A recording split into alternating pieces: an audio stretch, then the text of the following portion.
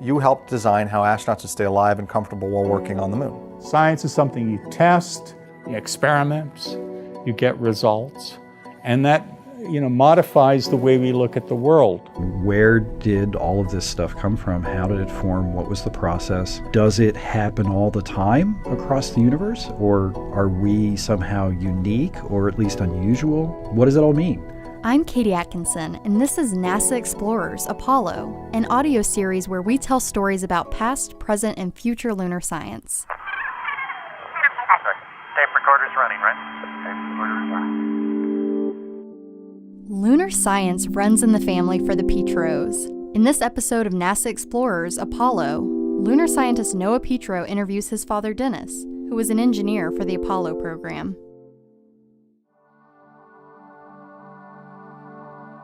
The moon is a really interesting place because we've been there. There are 12 sets of boot prints on the ground, and you helped get them there. My name is Noah Petro, and I am the project scientist for the Lunar Reconnaissance Orbiter and a lunar scientist. My name is Dennis Petro. I worked on the Apollo program as an engineer. You talk about families that pass down a business from generation to generation. We're in the moon business. Petros are in the moon business, and so that's what got passed down.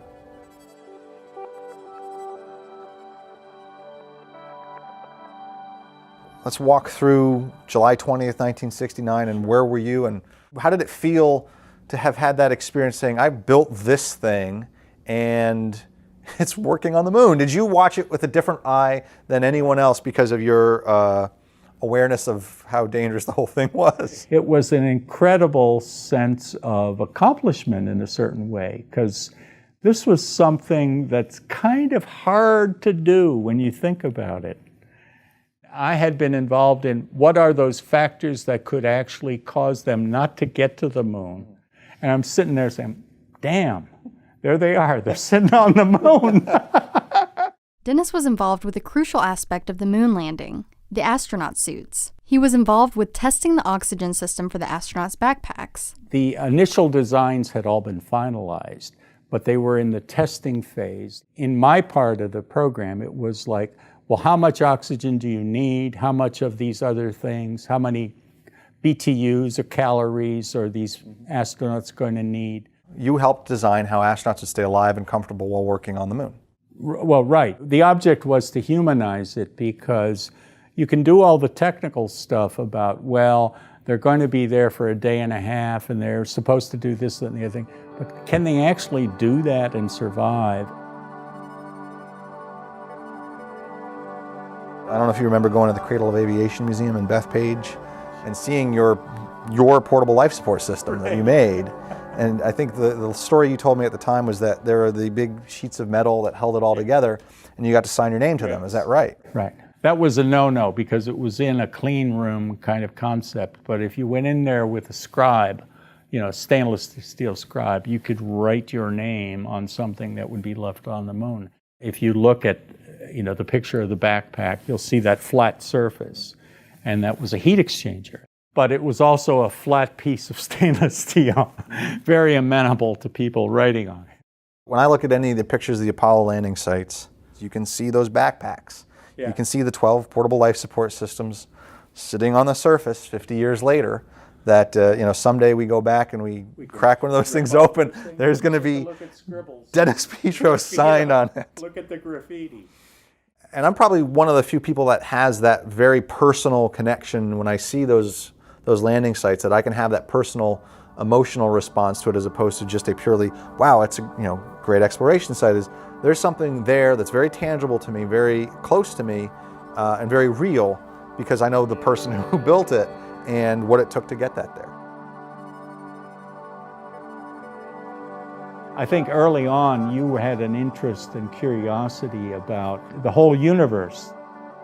Your passion for science and learning was clearly passed on to me, and one of the things that most influenced me was when we go to the Air and Space Museum or the Cradle of Aviation, and to me that opened up this mindset that, okay, exploration of space, exploration of the moon, most importantly, is a real thing. Not just, yes, that it happened, but that there were people behind it and that you were behind it.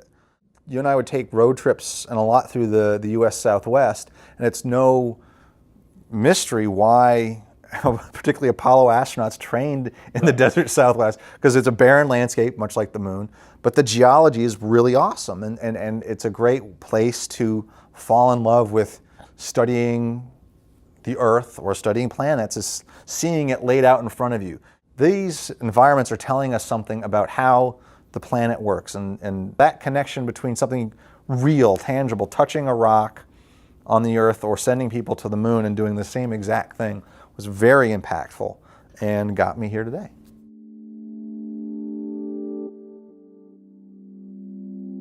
NOAA has a really, I think, a real concrete awareness about the reality of science. Science is something you test, you do experiments, you get results, and that modifies the way we look at the world. For me, I'm very proud of him as far as carrying the flag.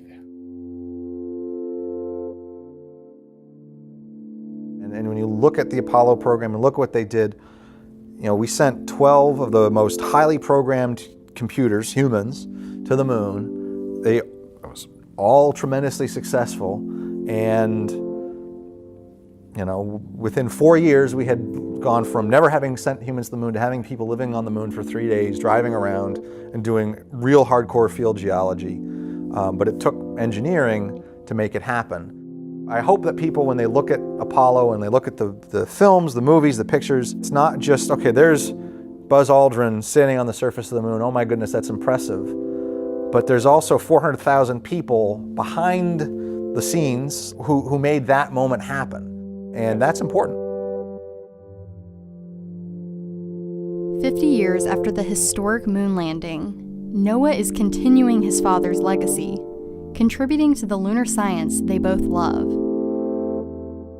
The Petro family's connection to the moon is just one example of the huge impact that the Apollo 11 mission left behind. We asked you to help NASA tell the story of Apollo. Hundreds of people answered, from all over the world. Here's what Jenny from Kentucky remembers. Hi, NASA. It's me, Jenny. 50 years later, I got in such trouble after the moon landing. So here's what happened.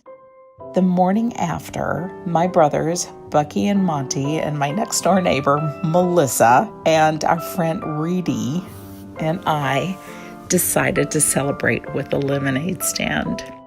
We used up all of my grandmother's aluminum foil to make space helmets, and then we made lemonade and Kool-Aid using all of my grandmother's sugar, and we set up our stand on the side of the road, and we called it Homemade Moon-Made Lemonade and Kool-Aid, and we thought we were just the best and the smartest kids on the whole planet Earth until my grandmother got home, and my goodness, she was not happy. We had used all of her precious aluminum and all of her precious sugar, and goodness knows how many lemons and, those little packets of Kool-Aid that were just stashed for special occasions. I don't reckon I sat down for a week.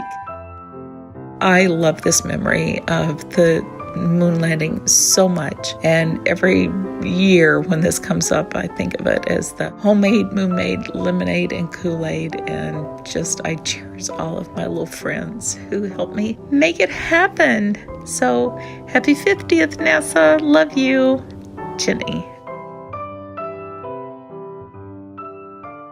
Thanks, Jenny, for sharing that story with us. What do you remember about the moon landing? Or what space exploration do you hope to see in your lifetime? We want to hear your Apollo story. Visit nasa.gov/Apollo stories to learn more. Very good.